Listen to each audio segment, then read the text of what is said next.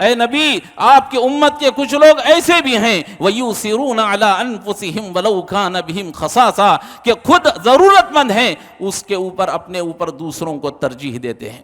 اگر قربانی کرنے کا مقصد صرف جانور ذبح کرنا ہے تو سمجھ لیجئے یہ قربانی کا مقصد نہیں ہے۔ قربانی کا مقصد یہ ہے کہ اگر ضرورت پڑ رہی ہے، میرا بھائی پریشان ہے، میں اس کی پریشانی کو دور کروں، اگرچہ کہ میں پریشان ہوں، اپنی پریشانیوں کو بازو رکھیں۔ میرا بھائی، میرا بہن، میرا پڑوسی، میرا رشتہ دار میرا کام کا زیادہ مستحق ہے، آپ اس کو فائدہ پہنچانے کی کوشش کریں۔ اسی کا نام ایثار ہے، اسی کا نام قربانی ہے۔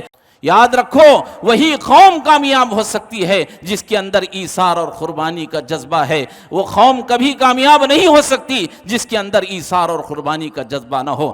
آج ہمارے معاملات کیا ہیں؟ ہم آج اپنے بھائی کے لیے ایک بالغ جگہ چھوڑنے کے لیے تیار نہیں ہیں، ہمارے ایک بھائی کے لیے زمین کا ایک حصہ چھوڑنے کے لیے تیار نہیں ہے، ہمارے ایک بھائی کے لیے ایک کھڑکی کھول دینا، اس کے لیے ہوا کا انتظام ہو جائے، یہ ہمارے لیے پسند نہیں ہے، پانی کا ایک گھڑا اسے چھوڑ دیں، یہ ہمیں پسند نہیں ہے۔ تو بتائیے یہ اس امت کی کامیابی کیسے ہو سکتی ہے جس قوم کے اندر ایثار نہ ہو، جس قوم کے اندر قربانی کا جذبہ نہ ہو؟ پھر بتائیے کیا وہ قوم کامیاب ہو سکتی ہے؟ اللہ ابراہیم علیہ السلام کو آواز لگاتا ہے وَنَادَيْنَاهُ أَن يَا إِبْرَاهِيمُ قَدْ صَدَّقْتَ الرُّؤْيَا إِنَّا كَذَلِكَ نَجْزِي الْمُحْسِنِينَ۔ اے ابراہیم، ہم نے جو خواب تم کو دکھایا تھا تم نے اسے سچا کر دیا، تم نے اپنی خواہش کو ہماری رضا کی خاطر، ہماری خوشنودی کی خاطر اپنے بیٹے کو تم قربان کرنے کے لیے تیار ہو گئے۔ اے ابراہیم، ہم تمہیں اس کا بہترین بدلہ دیں گے، بدلہ یہ ہوگا کہ تمہاری اس سنت کو قیامت کی صبح تک یاد رکھا جائے گا۔ اعوذ باللہ من الشیطان الرجیم، بسم اللہ الرحمن الرحیم۔ وَيُؤْثِرُونَ عَلَىٰ أَنفُسِهِمْ وَلَوْ كَانَ بِهِمْ خَصَاصَةٌ۔ محترم حضرات، تمام قسم کی تعریفیں، حمد و ثنا، کبریائی اور بڑائی اسی اللہ رب العالمین کے لیے جو تمام جہانوں کا مربی و پالنہار ہے۔ درود و سلام نازل ہوں تمام انبیاء علیہ السلام پر، خصوصاً میرے اور آپ کے نبی تاجدار مدینہ حضرت جناب محمد رسول اللہ صلی اللہ علیہ وسلم پر۔ آپ تمام کو سب سے پہلے میں عید الاضحیٰ کی مبارکبادی دیتا ہوں اور دعا کرتا ہوں کہ جن لوگوں نے قربانیاں لالی ہیں اللہ تعالیٰ ان کی قربانیوں کو قبول فرمائے، اور جو لوگ حالات کی تنگی کی وجہ سے قربانی نہیں کر سک رہے ہیں اللہ تعالیٰ ان کی نیتوں کی وجہ سے اللہ ان کو قربانی کا ثواب عطا فرمائے، آمین۔ قربانی کے بہت سے مقاصد ہیں، ان میں سے دو مقاصد بیان کر کے اپنی بات کو ختم کر دوں۔ قربانی کا ایک مقصد ہے ایثار اور دوسرا مقصد ہے قربانی۔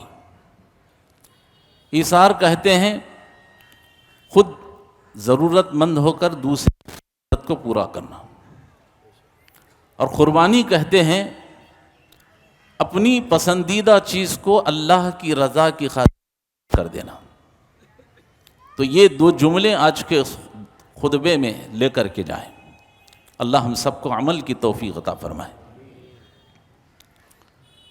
قربانی کا مقصد دیکھنا چاہتے ہیں تو حضرت ابراہیم علیہ السلام کی زندگی سے، آپ کے واقعے سے لے سکتے ہیں۔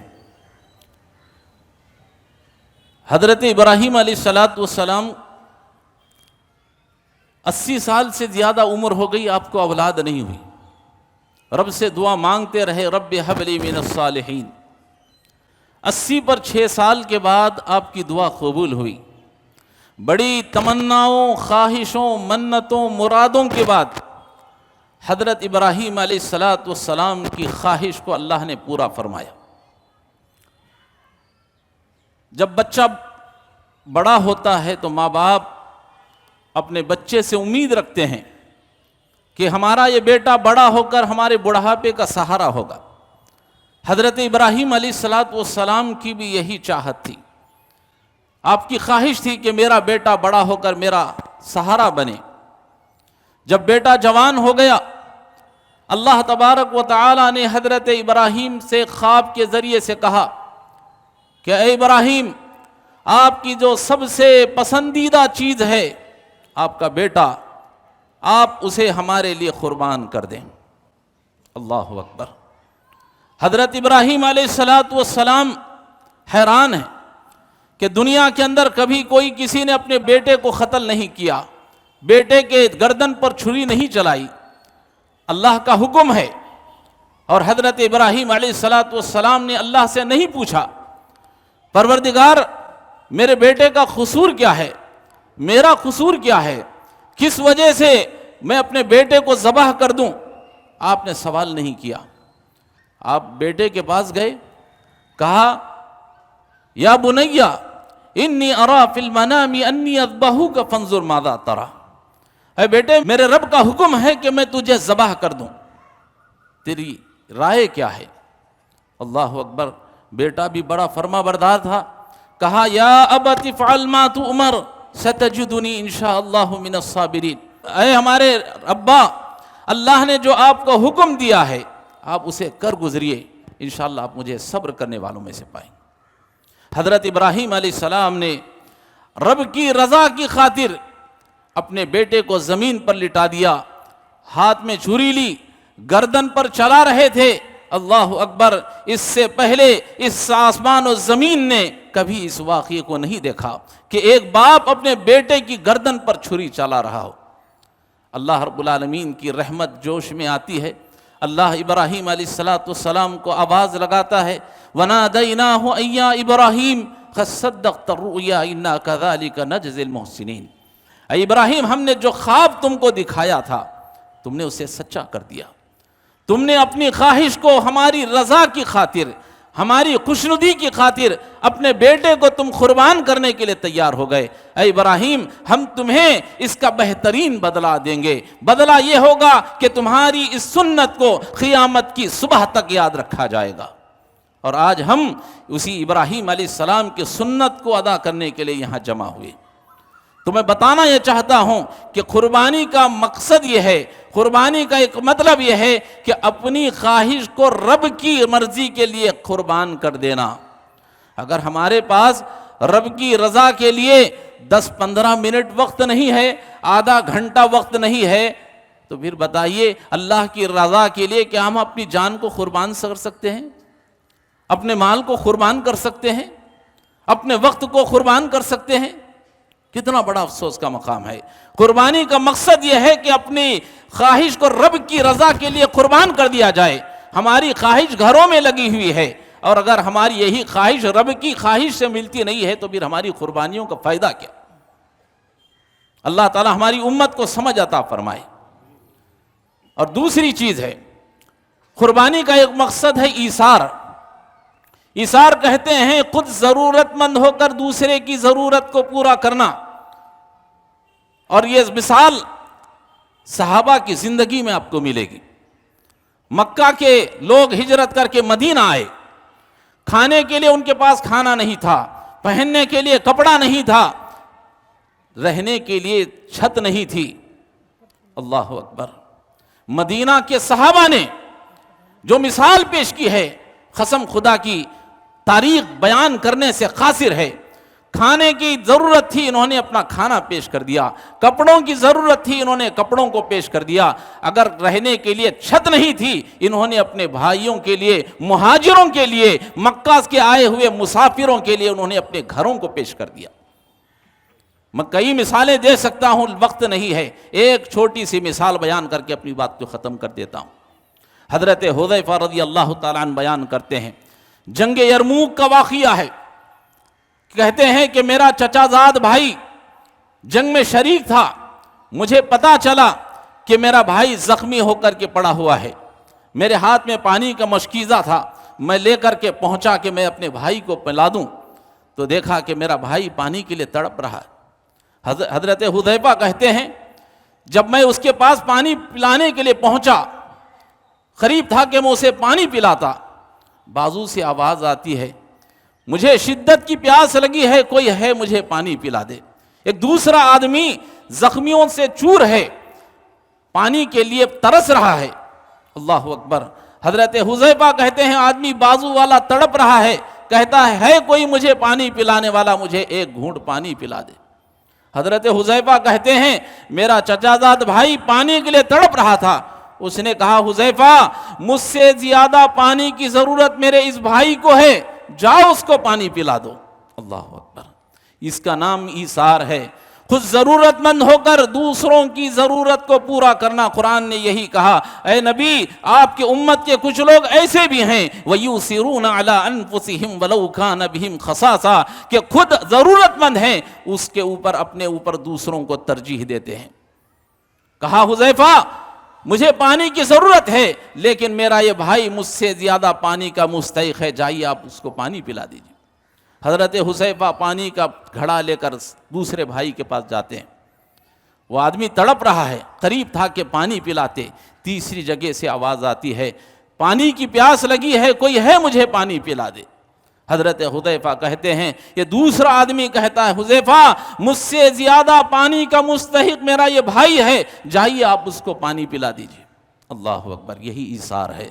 اگر قربانی کرنے کا مقصد صرف جانور ذبح کرنا ہے تو سمجھ لیجئے یہ قربانی کا مقصد نہیں ہے۔ قربانی کا مقصد یہ ہے کہ اگر ضرورت پڑ رہی ہے، میرا بھائی پریشان ہے، میں اس کی پریشانی کو دور کروں، اگرچہ کہ میں پریشان ہوں، اپنی پریشانیوں کو بازو رکھیں۔ میرا بھائی، میرا بہن، میرا پڑوسی، میرا رشتہ دار میرا کام کا زیادہ مستحق ہے، آپ اس کو فائدہ پہنچانے کی کوشش کریں۔ اسی کا نام ایثار ہے، اسی کا نام قربانی ہے۔ صحابی رسول حضرت حذیفہ کہتے ہیں کہ جب میں تیسرے آدمی کے پاس پہنچا وہ شہید ہو چکا تھا، دوسرے آدمی کے پاس گیا وہ بھی انتقال کر چکا تھا، پہلے والے کے پاس آیا تو وہ بھی انتقال کر چکا تھا، کوئی پانی نہیں پیا۔ شاعر کہتا ہے کہ پیاسے تھے پیاسے ہی رہے، دریا کو جھلکتا چھوڑ گئے۔ اسی کا نام ایثار ہے، اسی کا نام قربانی ہے۔